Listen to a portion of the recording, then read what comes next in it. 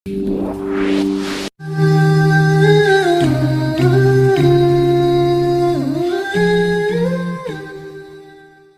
میرے بھائی بہنوں، اللہ کے واسطے میری فریاد سنو، تمہارے گھروں کی خوبصورتی میرے نبی کی غلامی میں ہے۔ یہ ڈبل جابیں چھوڑو، یہ بڑے بڑے گھروں کی دوڑ چھوڑو، بڑی بڑی گاڑیوں کی دوڑ چھوڑو، اپنے گھروں کو بچاؤ اللہ کے واسطے، چونکہ یہاں کی نسل خطرے میں ہے۔ پاکستان میں کوئی برے سے برا بچہ بھی ہوگا تو ایتھیسٹ نہیں بنے گا، اسلام نہیں چھوڑے گا، یہاں اسلام چھوڑ دیتے ہیں۔ میں آپ کو اپنے گھر کی بتا رہا تھا، ایک بچہ مجھے ملنے آیا، کہنے لگا جی میں نے پورے پاکستان میں ٹاپ کیا ہے ایف ایس سی میں، اور کنگ ایڈ جو ٹاپ کرتے ہیں وہ کنگ ایڈورڈ میڈیکل یونیورسٹی میں جاتے ہیں۔ تو 2 دفعہ میں خودکشی کی کوشش کر چکا ہوں، پلز کھائیں، گولیاں، لیکن وہ زندگی تھی، بچ گیا۔ میں نے کہا بیٹا تو چھوٹا سا ہے، تو نے یہ خودکشی کی کیوں یہ تو نے قدم اٹھایا؟ کہا جی میرے امی اور ابو اتنا لڑتے ہیں کہ ڈسہارٹڈ ہو کر میں 2 دفعہ خودکشی کی کوشش کر چکا۔ ماں اور باپ کی لڑائی نے اتنے بریلینٹ قابل بچے کو مرنے پر مجبور کر دیا۔ کوئی بھوک نہیں تھی، سوکھے تھے، اچھا خوشحال گھرانہ تھا، لیکن خامد بھی بد زبان، بیوی بھی بد زبان، تو بچے خودکشی پہ آ گئے۔ بھائیو، اگر آپ اپنے آپ کو خوبصورت بنانا چاہتے ہو، دیکھو میں ہاتھ جوڑتا ہوں، سب دیکھو، اس زبان پر قابو پا لو۔ یہ زبان خوبصورت ہو گئی، دل جڑ جائیں۔ ہماری ایک دھوبن تھی ماسی شریفہ، 85 میں بیچاری فوت ہوئی، چھوٹا قد تو بڑی لڑاکی۔ تو وہ ایک دن آئی میری بہن کے پاس، کہنے کہ بی بی اے میری نوماں بڑیاں لڑ دیاں میرے نال، 4 بیٹے تھے 4 بہن، تو میں نے کوئی تویز دے، چاروں میریاں نوکر بن جاؤں۔ میری بہن کو تو پتا تھا کہ لڑ تھا آپ، تو اس نے نا اسے کاغذ پر کچھ لکھا کے نا یوں کر کے نا اسے تعویذ کو رول کر کے، کماسی شریفہ اے تعویذ ہے بڑا سانپ کے رکھڑ آنا، جب تیری لڑائی ہونے لگے تو نے یہ تعویذ ایتھے رکھ کے چک مار دینا ہے۔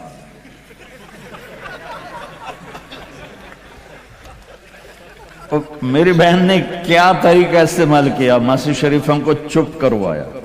اب تعویذوں کا بڑا مانتے ہیں ہمارے دیہاتوں میں، تو وہ ہفتے بعد آ گئی، کہنے کہ بی بی تو بڑا چنگا تعویذ دیتا ہے، میری تو ساری لڑائی ختم ہو گئی، کیونکہ ماسی شریفہ چپ ہو گئی۔ تو میں نے یہ 2 تعویذ بنائے ہیں، ایک آپ مستورات لے لو، ایک آپ لے لو، جب لڑائی ہو تو چک مار کے بیٹھ گئے کرو، آپ کی لڑائی ختم ہو جائے گی۔ ہائے ہائے، ارے میرے بھائی، قربان جاؤں اہل بیت کے اخلاق پر۔ امام زین العابدین کو گالی دینا نبی کو گالی دینا ہے۔ حضرت حسین جن سے نسل چلی، ان کو ایک آدمی نے گالیاں دی، ننگی، وہ یوں منہ کر کے بیٹھ گئے۔ ہائے ہائے ہائے ہائے، اس نے سمجھا کہ ان کو پتہ نہیں میں ان کو گالیاں دے رہا ہوں، تو وہ ادھر سے اٹھ کے سامنے آ کر کہنے لگا ایاک آنی، اور میں تینوں گالا کر رہے ہیں۔ آپ نے فرمایا وعنک اغضی، اور میں بھی تجھے ہی معاف کر رہا۔ تو ایک دم قدموں میں گر کے پاؤں چومنے لگا کہ بے شک آل رسول کے اخلاق ایسے ہی ہوتے ہیں۔ میرے بھائیوں، اپنے گھروں کو اپنے نبی والی زندگی پہ لاؤ۔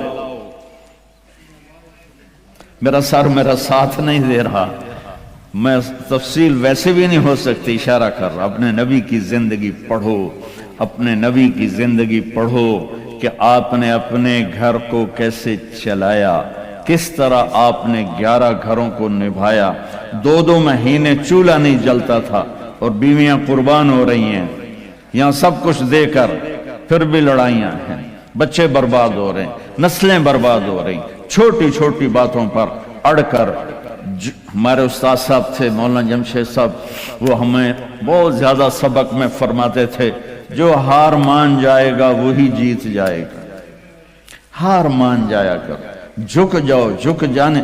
میرے نبی نے فرمایا جو جھک گیا اور معاف کر گیا، میں گارنٹر ہوں اگر اس کی عزت کم ہو تو مجھ سے آ کے لے لے۔ جو معاف کرے گا اللہ اس کی عزت بڑھا دے گا، جو بدلہ لینے پہ آئے گا پورے گھر کو توڑ کے رکھ دے گا۔ یہ چند روزہ زندگی ہے۔ میرے نبی کی دو سنتیں لے لو، ایک زبان پہ قابو، یہ اس زبان پہ قابو پالو، اس زبان پہ قابو پالو، اس زبان پہ قابو پالو، تو آپ کے گھروں کے 90% مسائل ختم ہو جائیں گے۔ اور دل کو سب سے صاف رکھو، اور اپنے ایک دوسرے کا ہاتھ بٹھاؤ، اپنے بچوں کو اپنی دولت سمجھو، ان کو یہاں اچھا مسلمان بنا کے چھوڑو۔ اب یہ نسل یہاں رہنے والی ہے، واپس نہیں جائے گی، نہ تم جاؤ گے نہ تمہاری نسلیں جائیں گی۔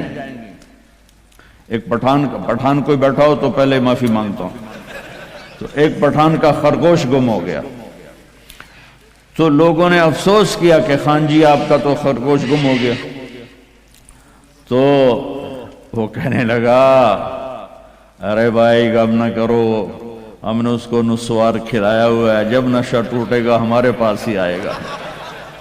تو تمہیں آسٹریلیا کی نسوار لگی ہے، تم پاکستان واپس جاؤ گے؟ نہیں جاؤ گے، ادھر ہی رہو گے۔ لہذا یہاں اس طرح زندگی سیکھو کہ آپ کی نسلیں اسلام پہ باقی رہیں۔ میں اس ایسے اداروں پر محنت کرنے والوں کو سلام پیش کرتا ہوں، فضیل صاحب کو، عاصم کو اور وسیم کو، اور اس طرح جتنے بھی کوشش کر رہے ہیں۔ دارالعلوم گیا تھا، وہاں دیکھا تھا، جیسے ابھی اب انہوں نے اعلان کیا ابھی ہر جگہ جب تم نے رہنا یہاں ہے تو یہیں خرچ کرو، یہاں ڈھونڈو کون زکوٰۃ کا مستحق ہے، اس کو زکوٰۃ دو، یہاں ڈھونڈو کون ضرورت مند ہے، وہ غیر مسلم بھی ہے تو صدقہ دو، زکوٰۃ مسلمان کو ہے، صدقہ دو، اوپر دو۔ زکوٰۃ دینے سے آدمی سخی نہیں بنتا اور بخیل بھی نہیں رہتا۔ رات بھی ان کے سکول آیا تھا تو یہ میں نے قصہ سنایا تھا کہ زکوٰۃ دینے والا ایک ہوتا ہے نا مرد، ایک ہوتی ہے عورت، ایک درمیان والا کون ہوتا ہے؟ وہ دسو، خسرا۔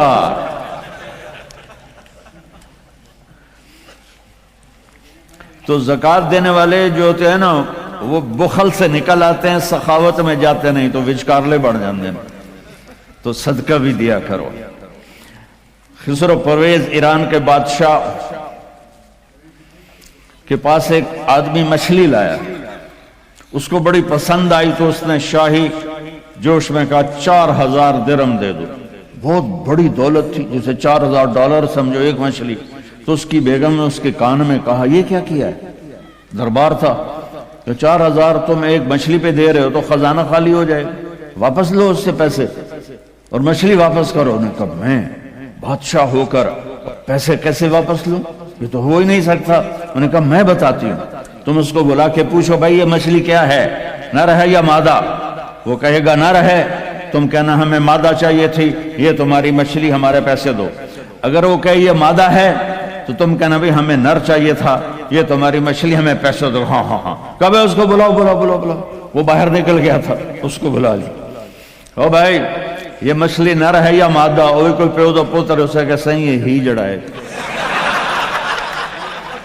یہ نہ نر ہے نہ مادہ۔ انہوں نے کہا 4000 اور دے دو۔ تو میرے بھائیو، آسٹریلیا اگر آپ کے پاس پاسپورٹ ہے تو یہ آپ کا ملک ہے، یہ آپ کا دیش ہے۔ میں آپ کے سامنے ہاتھ جوڑتا ہوں، اسلام پہ حرف نہ آنے دو، جھوٹ نہ بولو، دھوکہ نہ دو، فراڈ نہ کرو۔ یہاں کی لڑکیوں سے اس لیے شادی نہ کرو کہ کاغذات بنانے ہیں، یہ دھوکہ ہوگا، فراڈ ہوگا۔ اور میرے نبی کا فرمان ہے میرا امتی ہر گناہ کر سکتا ہے، دو کبھی نہیں کرے گا، ایک جھوٹ کبھی نہیں بولے گا اور ایک دھوکہ کبھی نہیں دے گا۔ آپ میں جو تاجر بیٹھے ہوئے ہیں ٹیکس نہ بچاؤ، جو جابین ہیں ان کا ٹیکس تو اپنے آپ کٹ جاتا ہے، لیکن یہ جو تاجر ہیں یہ ہیرا پھیری کر کے ٹیکس بچاتے ہیں۔ تو میں آپ کے سامنے ہاتھ جوڑتا ہوں، सच्चाई पर पैसा कुर्बान कर दो, पैसे पर सच्चाई को कुर्बान न कर दो। अगर तुम्हारी कमाई 1 लाख है तो 1 लाख शो करो और उसके ऊपर जितना टैक्स बनता है अदा करो। अल्लाह तुम्हें पता नहीं कहां कहां से देगा। देखो ये लोग आप पे लगाते हैं, आप पर खर्च करते हैं, आपका हर सहूलत का ख्याल करते हैं।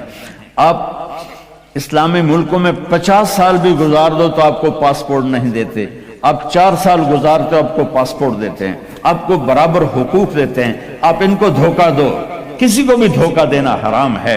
और जो इतने खैर खा हों उनको आप धोखा दें और टैक्स बचाएं। क्या करो, शादी पे लुटा देते हैं, शराबों पे लुटा देते हैं। रिस्क हलाल, शराबें ना बेचो, रिस्क हलाल कमाओ। अल्लाह से मांगो कि अल्लाह मैं तौबा करता हूं, मेरे लिए रास्ता निकाल, और फिर उसकी कोशिश करो, अल्लाह रास्ता दे दे।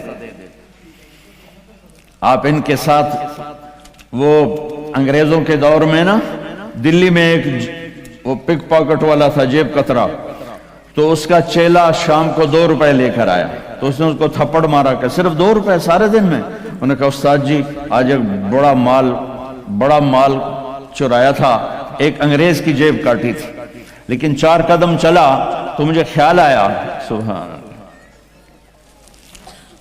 कि अगर क़यामत के दिन ईसा अलैहिस्सलाम ने मेरे नबी को गिला दे दिया कि आपके उम्मती ने मेरे उम्मती की जेब काटी थी तो मेरे नबी को शर्मिंदा होना पड़ेगा। तो मैंने वो पैसे उसको वापस कर दिए और ये 2 रुपए अपने दे कप्पे तो उसने खुश होकर उसको 10 रुपए इनाम दिया। तो भाइयों देखो, कल क़यामत के दिन अपने नबी को शर्मिंदा होने न देना कि धोखा, फ्रॉड। नौजवान शादियां करते हैं कि पेपर बन जाएं। रियल शादी करो ठीक, लेकिन पेपर बनाने के लिए अल्लाह के वास्ते ऐसा धोखा। अब ताजर हो, अल्लाह के वास्ते टैक्स ना चुराओ, यहाँ के कानून की पासदारी इनसे भी ज्यादा करो। हमारे मुल्कों में टैक्स नहीं देते कि हेरा फेरी है, हुकूमत के कारिंदे खा जाते हैं, कुछ रास्ते में इधर उधर हो जाता है, कुछ थोड़ा बहुत लग भी जाता है, तो वहां तो इसलिए वो टैक्स नहीं देते।